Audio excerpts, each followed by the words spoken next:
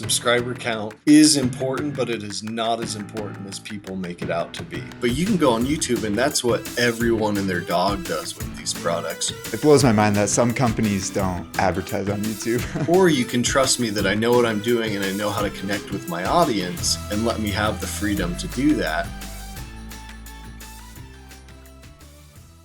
Welcome back to another episode of Creators Uncut. Super excited for another episode. Today I am joined by Tim Stevenson, whose YouTube channel is The Decent Garage. Tim, welcome to the show. Thank you. Thanks for having me, Spencer.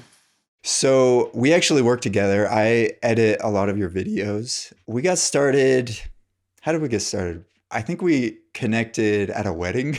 At a wedding, at your sister's wedding. Yep. Yeah, which is crazy. I feel like that's not normally the case when you connect with people, but I think I was just talking to my family and telling them what I do, and you overheard me. Is that right? Yeah, at that point, this was about a year and a half ago, I was trying to find an editor for my videos because I was to that point on the channel and I couldn't find anything. And we were at a wedding and I heard some guy at a table saying, "Yeah, I edit YouTube videos for YouTube channels." I was like, "No way." So I approached you. Yeah. Well, I'm glad you did. It's been a pleasure working with you so far. Your videos are really cool. And I don't know if you know this, but I've learned a lot about trucks. Oh, I think you have. Yeah. Yeah, I don't think I'm confident enough to, do a full truck build myself, but I know a lot of names of parts that I never would have known otherwise. So Yeah, that's awesome.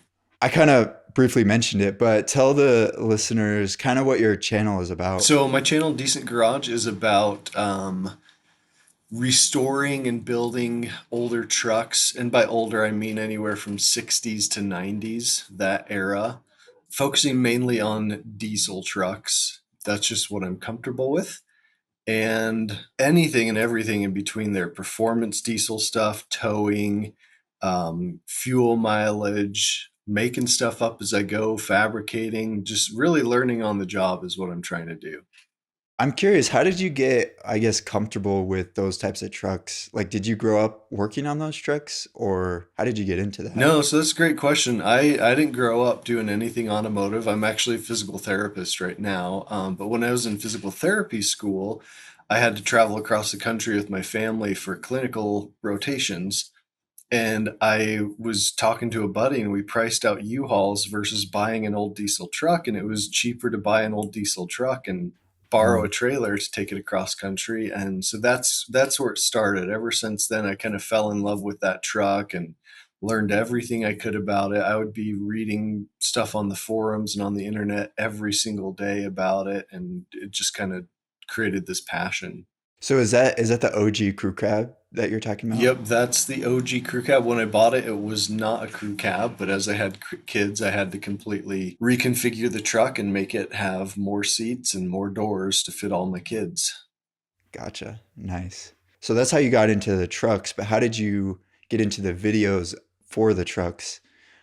Did one day you're just like, you know what, I'll just film this? Or did someone provoke you to do it? Or how did you get into that? So a couple things happened at the same time. This happened right before COVID, so we still didn't know COVID was going to hit.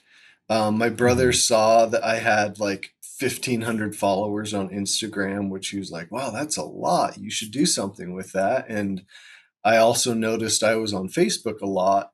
And because I had gained so much knowledge, I was answering a lot of questions about these trucks on some of the pages dedicated to these trucks. And so I Mm. realized, okay, I have a little bit of a following, I have some knowledge.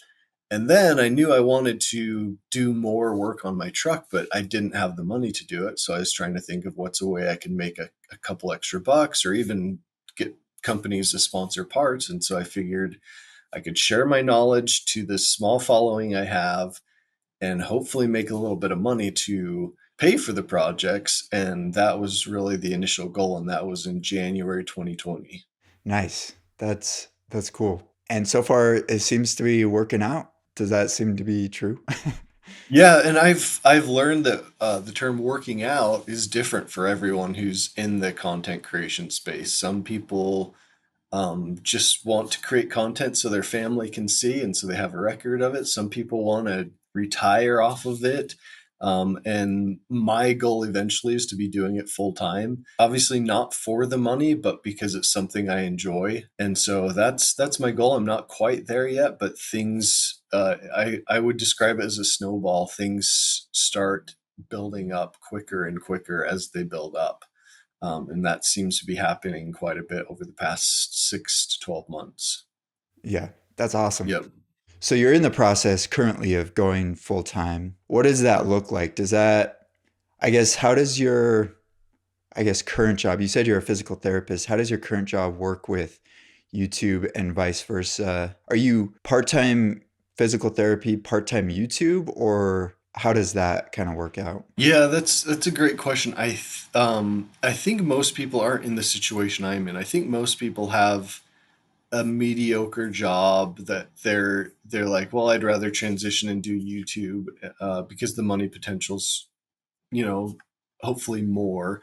But I have a good job. I won't say I get paid a ton of money, but I do well. Hmm. And the other thing is, I have 5 kids and I have really good benefits with my job. And Mm. so there's that the transition process is going to take longer for me compared to others because I have to outweigh that and letting go of that in order to go to a period of time where I'm not making a lot of money and I don't have benefits, which is kind of scary as with a family. Hmm. And so that's why it's taking longer for me. It's not necessarily that I can't do it. I could do it at this point and it would be tough. It's just I have to think of the other things that are involved in the equation, especially with my family. So my job, I do work full time as a physical therapist. I actually teach in a university, which is luckily fairly flexible. And then I do YouTube just kind of on the side. I'll usually do an hour or so every evening, and then quite a bit on the weekends, just building these trucks. I spend a lot of time actually even at my job doing a lot of planning, preparing videos, planning what projects are going to be next, emailing with different companies as far as sponsorships go and things like that, preparing social media content. So I do a lot of behind the scenes stuff during the week, and some of it just on lunch at work and stuff. That seems like a sweet gig, like being able to kind of do both at the same, like while you're at work, work on Yeah. YouTube and do your job at the same time. So that's really cool. A lot of physical therapists are in clinic from 8 to 5, which I've done that for quite a few years, but this is different. And I won't go into my role at my job here, but it leads to a lot of flexibility because there's a lot of stuff that occurs after hours that I deal with for my job. Mm. So knowing that, I give myself some flexibility during the day, because I know that night I could receive a call from a student that could take up 2 hours of my evening with my family. So I keep that in account, and if I have something I need to get done during the day that day, I feel justified in doing it. That makes sense. Yep.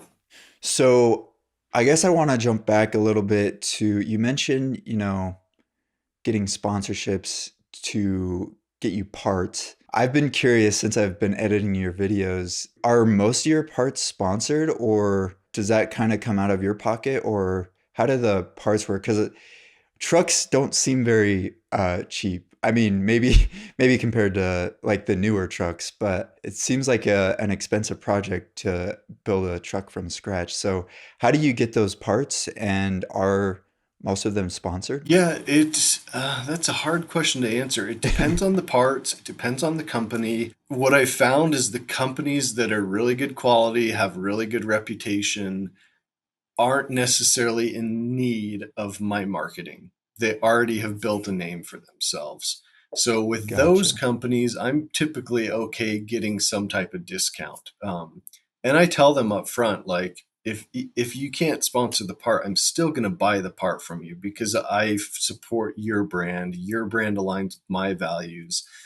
So I'm just asking, what can you do to make this easier for me? Then there's other companies that I'm trying to think how to classify them that have kind of random stuff that I'm like, oh, I hadn't thought of that about that. Maybe I'll try that. For example, in a recent video, I installed a wall mounted vacuum, like a shop Hmm. vac, and that's nothing I would have gone out and sought out and thought, oh, I could totally use that. I'm going to pay full price for this. It's something I saw on Instagram, and I was like, huh, that's kind of cool. So I messaged them on Instagram, And we came up with a deal where they sent me the product, and I had to do a couple what we call deliverables, whether that's a YouTube mention in a video, a YouTube short, an Instagram reel, an Instagram story.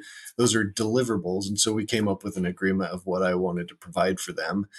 Sometimes it's kind of a crapshoot because you don't know what the product's going to be like. Actually, that vacuum, I thought it was going to be pretty hokey, but it turned out to Hmm. be really cool. But you never know that, and so you agree to do all this stuff. So it's hard to, if you get a product that you're like, oh, this is kind of cheap and this isn't something I would use, it's hard to genuinely go out there and market for it.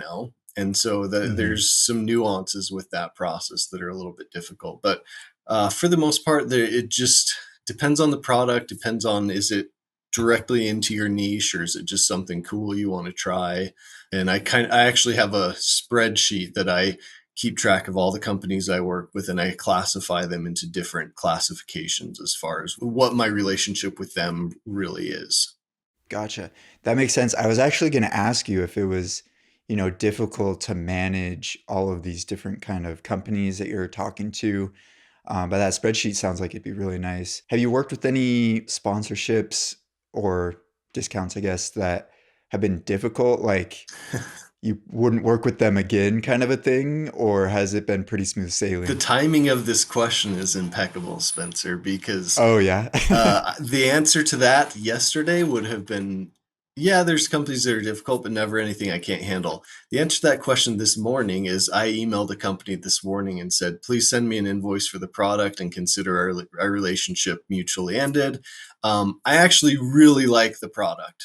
It was good Hmm. quality, but they were on me and on me and on me about what I was putting out as far as content goes. I was meeting what I said I would do, but they were saying, no, that's not good enough. You need to re-edit the video, but the video was already published. Like, and on YouTube, you can't Mm, just re-edit a video. right. And so they were being kind of a pain about it. And it was a $250 part, which, 5 years ago, that would have been huge. At this point, where I'm at, that's not that big of a deal. And Hmm. so I will continue to use their parts. I'll just pay for them though. It's not worth dealing with. It seems like someone who doesn't understand social media very well, who's in charge of their marketing. And I try to explain companies that you can tell me to do an unboxing video and a review and a comparison to the other products, but you can go on YouTube and that's what everyone and their dog does with these products. Or you can trust me that I know what I'm doing and I know how to connect with my audience and I know what they want to see, and let me have the freedom to do that, and it will work out well for you. It's just not going to be the textbook way that other people do it. Right. Yeah, no, that totally makes sense. Another good example is about a year ago, I had a company send me an electric scooter and they wanted the same thing. They wanted me to unbox it and show all the features. And an electric scooter on a diesel truck channel will not do well. People won't watch Hmm. the video. If it shows up in the middle of a video, they'll click off of it. And so, from a marketing standpoint, that's a dead end for them. And I told them that. And I said, I won't do a dedicated video. I won't do like a review within the video, but give me some creative freedom and trust me, you'll like what you get. And they took a leap of faith and let me do it. And I don't know if you remember that, but I made kind of this Hmm. meme-ish segment in a video that paid homage to some pop culture memes here and there, and it did really well. The retention didn't drop off for that segment. I was still able to show the features of the scooter. I was still able to show me using it. I was able to actually, use it and be excited about it because it was really fun to film that. And so it did well and they appreciated that.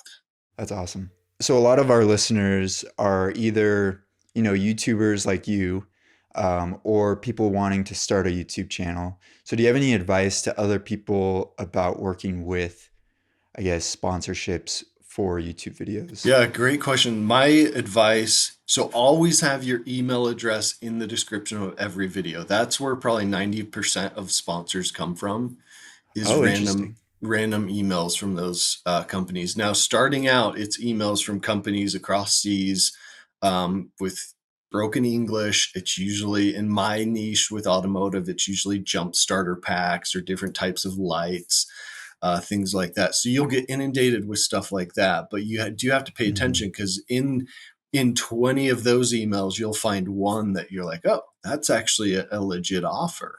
And so that's the best advice I would say, is have an email address for your channel in the description of your videos. And then the other thing is, be willing to put yourself out there. If you're on Instagram or on Amazon or just on Google looking at products and you see something you like, if you have the time to wait for that negotiation process, reach out to them, send them an email and say, hey, this is what I do.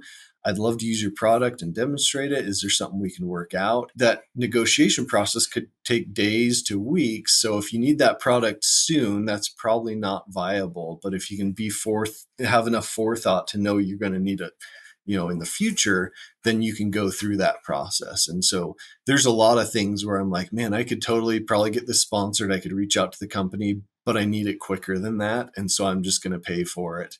And Hmm. so it's a hard balance to strike, but be willing to reach out to companies. You'll get shut down a lot, but you just can't let that get at you. And you can't lose your confidence over getting some rejections, because there's a lot of companies that they're like, oh, we don't do anything with YouTube, but sure, we'll give you a 10% discount. And that can be significant sometimes.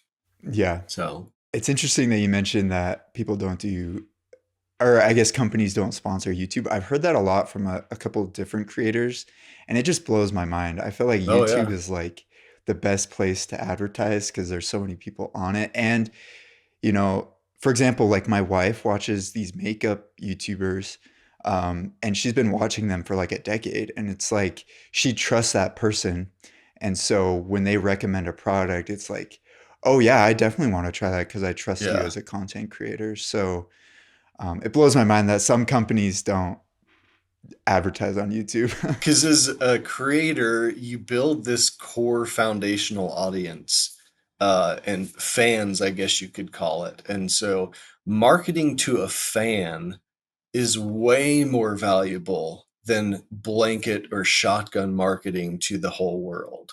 Hmm. So these companies that pay to run ads on Facebook that are supposedly targeted based on algorithms and stuff, they can do okay, but without having someone behind that ad who that person who sees the ad trusts, saying that they use the product or they endorse the product or they like the product, not having that is huge, is a huge misstep for those companies. So having someone that can tell people that trust them that they like the product is very valuable.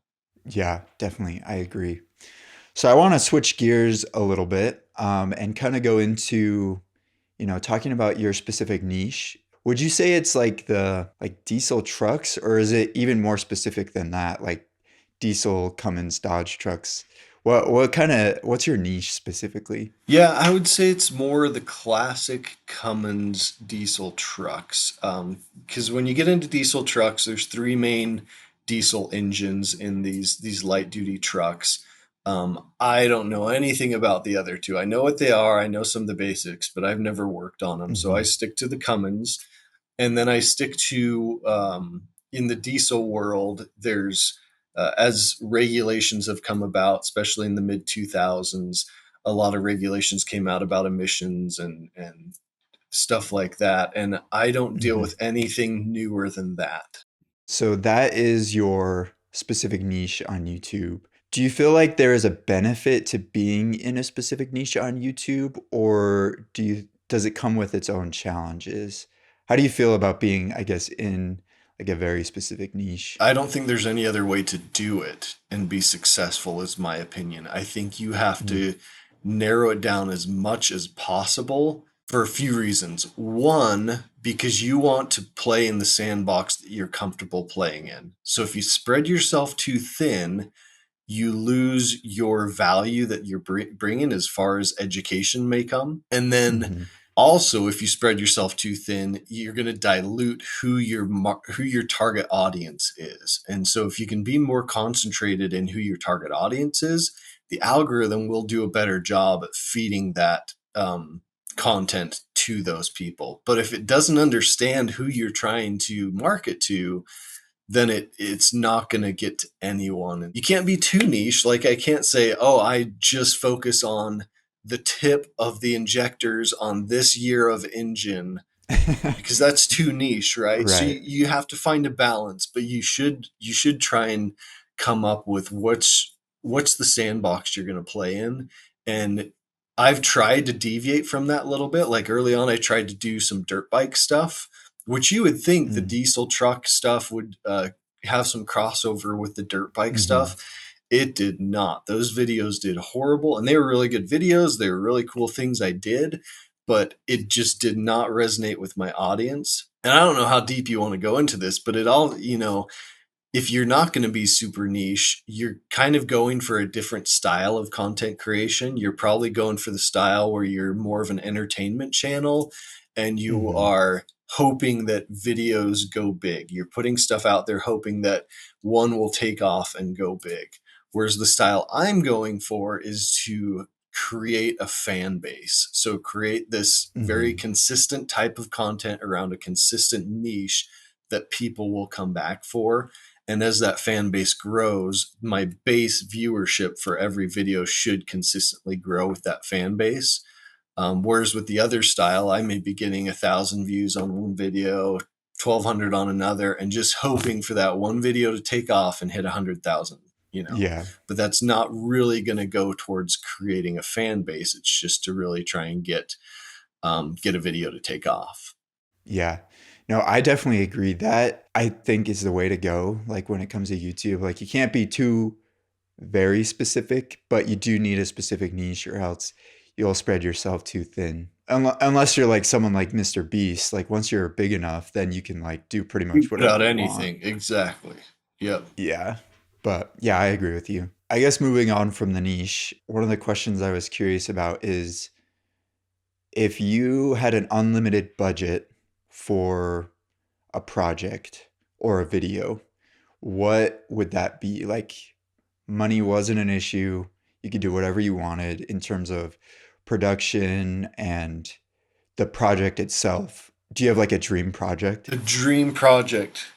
First of all, if money wasn't an issue, time would be the resource I would take on because time's Hmm. my least available resource. So if money wasn't an issue, I could quit my job and have more time to do the stuff. But if we're not talking about Hmm. time, we're just talking about a project. I would do kind of what I'm doing, kind of these older body style 60s to 90s trucks, but on a very, very new chassis, which a chassis is referring to the frame, the suspension, and the axles, but still have one of these slightly older diesel engines in it. So that the body looks very classic. I would redo the interior so it's very comfortable.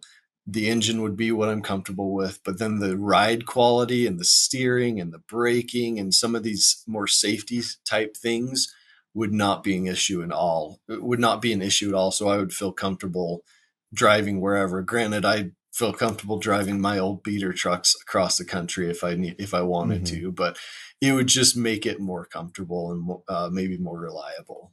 Cool. I was just wondering. Which that is actually something I have in the pipeline. So Yeah. Have you ever thought about doing like you have some friends that I've seen in your videos that kind of help you with certain things, but have you ever thought about doing like a a full video or maybe you've done this in the past, but a full video collaborating with another YouTuber? good question. So I do have a few that I collaborate with a lot. The hard thing with doing a full collaborative video is our styles of how we deliver the content and produce it and edit it may be Hmm. different. Hmm. And so it may not resonate well with his audience, or what he does may not resonate well with my audience. Which, for example, Kevin has been someone.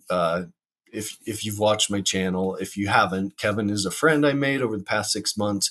He's helped me on projects. I help him on projects. He has a channel that's relatively small compared to mine, but he's got a huge Instagram account, and so we kind of are trying to help each other grow, and it's mutually beneficial because we're good friends. We see things very similarly, but as far as YouTube goes, his content production is different than mine. Hmm. And so we haven't got into doing a full collaboration, although this is funny that you ask these questions because last week we came up with an idea that I proposed to him, and then I'm going to propose to another YouTuber that I talk to quite a bit. I've never actually collaborated with on content, but propose a build series where it's something along the lines of the Great American Build Off, where each of us is going to find a platform, classic truck, what we consider to be the ultimate or the Great American type family truck, and build it in the same timeline so that we're delivering videos on the same day every week, covering the same topic so that you get to see how they do things different than I do, and Mm. then doing the reveal an event where all of us are there so that the fans of all the channels can come together and see the reveal of all three trucks. That'd be cool. Yeah, it may take a lot of coordination. I think we're going to do it though. One thing I've learned about YouTube, I have a lot of ideas and they can become very transient. Um, this good Yeah. idea in months, I could have different good ideas. And so this one's, a thing of the past. But I think that would be a really cool thing because we could share our audience. We could share how we approach different things on these builds similarly and differently. And we could get engagement that really builds all three channels together. Yeah, I think that'd be really cool. I would definitely watch that. And I don't even know that much about trucks. So, If you're talking about collaboration and if your audience wants to know how this is done really well, I'm in Utah, you're in Utah, Spencer, but there's some what they call Utah YouTubers. There's a lot of channels in Utah, but there's a group of 4 or 5 of them: Matt's Off-Road Recovery, Fab Rats, Rudy Adventure Design, Trailmater, and then Merlin's Old School Garage. So they all started together and they have built a fan base to where if they all put a video out on Sunday, every person who watches Matt's Off-Road Recovery will watch Fab Rats. oh, Their wow. audience will watch all 5 videos, no matter what the production quality is like. They've built this fan base among all 5 channels, and that is kind of to me the pinnacle of collaboration on YouTube. And the saying is, a rising tide raises all ships. That's what they've done Hmm. well, and that's what I'm trying to do with a couple of my close friends. Yeah, that would be really cool. I did not know that that was how dedicated their fan base was. I have heard of those channels before, because I think you've done a video or two with one of Yeah, them I've done before. videos with all of them actually, and that's kind of how I learned this. Yeah, And their fan base is not the typical YouTube fan base. They're most they're the demographic that watches their videos most is 50 to 70. mm, wow. But it's just they've created this friendly content that people really like, and that generation has really latched onto it. Yeah. And their content is similar to yours in terms of like they do builds, right? Yeah, yeah. So they do builds, they do off-road recovery. So they branch out a little bit, but they build vehicles to work in their niche of recovering vehicles off-road is Yeah. probably or doing off-road racing, things like that. So they have a pretty tight-knit community, and it seems like your community is pretty tight-knit as well.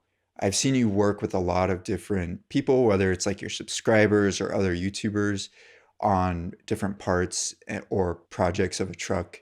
So it seems really tight-knit, which seems kind of nice. I don't know if every YouTube community is that tight-knit. Maybe it's just the Utah truck community, but Yeah, and I take special care toward my audience. Like I answer almost every comment. I answer almost every Instagram message, almost every email. This year, actually, I made a list of 20 people that really went out of their way to help me over the past year, and I sent them a Christmas gift package. I sent them a like tool bag with my logo embroidered on it, as well as a tool brand that actually helped me with this project. Knipex is the brand. It's a very high Mm, quality brand. I put a card in there. I put one of my keychains, which is part of my merch, and then I put a brand new tool from this company in that gift bag and sent it out to these 20 people, really to thank them for what they've done. But also, it's more far reaching than that because most of them have posted on Instagram like, hey, thanks Decent Garage for this. And so Yeah. all my fan base sees, wow, he cares about the people that help him out, which I truly do. I'm not just doing this as a marketing ploy. I truly Right. do. And so I think it grows. I want to create a tight knit community. And so I think that plays into that really well. Yeah. That just brought up a question in my mind. Do you use like channel subscriptions or do you have channel members? No, I have looked into that, whether it's channel members, Patreon. A new one that I'm actually looking into doing is called Buy Me a Cup of Coffee, I think is what it's called. Hmm. There's pros and cons to all of them. I am going to start something like that. I just haven't chosen what platform to do it on yet because I want to be able to do one live a month at least where I actually just Hmm. work on a project live where people can be in the garage with me working on a project. Some behind the scenes stuff because you, as my editor, know my videos are edited and produced. They're not super raw anymore, Hmm. and so I think for my fan base or for the members, whether it's Patreon or whatever, I would probably have you as the editor leave a video fairly unedited, probably be 2 or 3 times as long as the actual video so that they can see it. And I think the fans would like to see that. And then another thing I've thought about doing is basically before the video was released, I would film myself watching the video, giving some behind the scenes about what I'm doing or what I run into that I didn't actually mention in the final edited product that those people Hmm. can see. Or maybe even a week after the video is released. So the fans have watched the video and then they see me come and say, well, this actually didn't go as smooth as it looks on camera. I ran into this. I had to wait a week for this product, even though you don't see that. So there's a lot of these kind of things that I think fans would enjoy that I could deliver on there. So I haven't. The time's the issue is Yeah. making that platform. Those ideas are good ideas, I think, that would help make your community even tighter. Yeah. Just speaking my mind, but I am curious how, YouTube channel subscriptions work out. If I know some channels, I've seen some channels use them, and I don't know if they actually are beneficial or not. I've gotten an email from YouTube, like the YouTube creators or whatever, and I'm probably going to butcher this statistic, but it was like this one channel got like 40% more, I guess, channel members because they created member only content.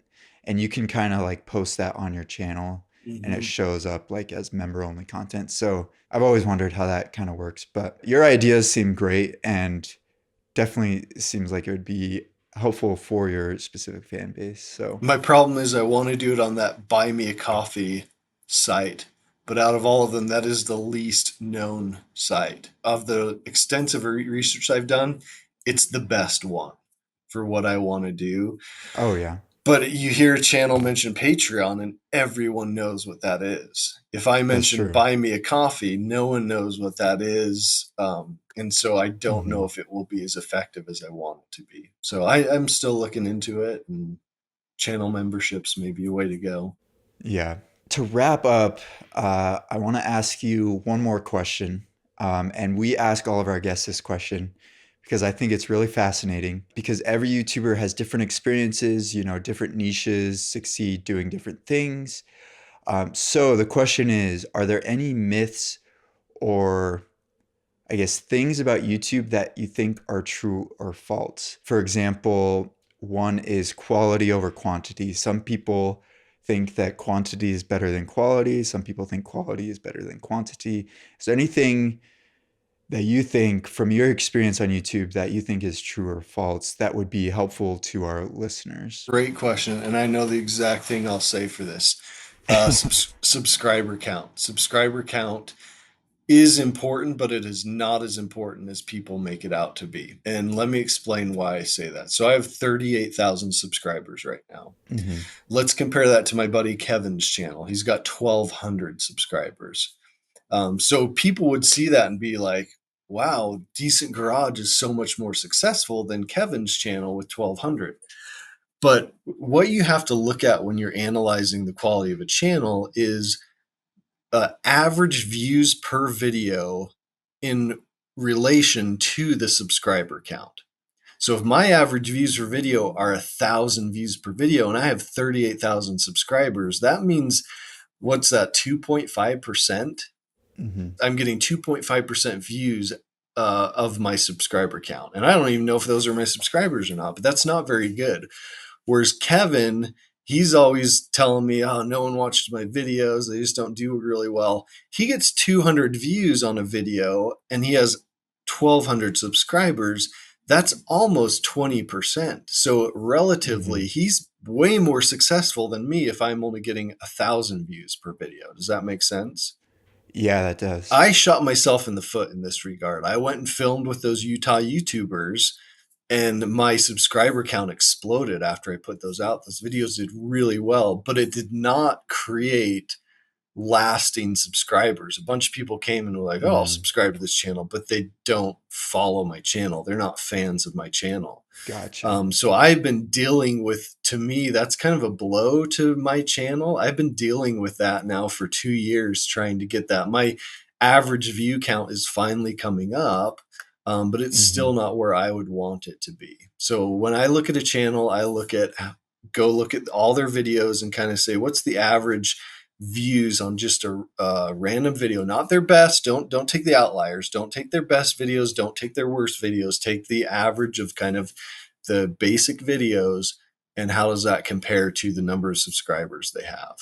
And that's how I would tell if a channel is doing good. So if you've got 100 subscribers and you're getting 10 to 20 views per video, you are killing it. That is really, really good. Hmm. So even if you're not getting what you consider to be a lot of views, do it as a proportion to your subscribers and keep pushing for that number to increase, to have more views, more baseline views per video.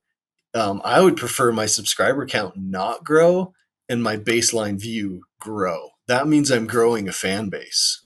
That Yeah. would be the ideal situation in my mind. But again, that's a big misconception. Yeah, no, I completely agree. And I could be wrong on this, but I believe YouTube sees, how many, like when you publish a video, it goes out to your subscribers first.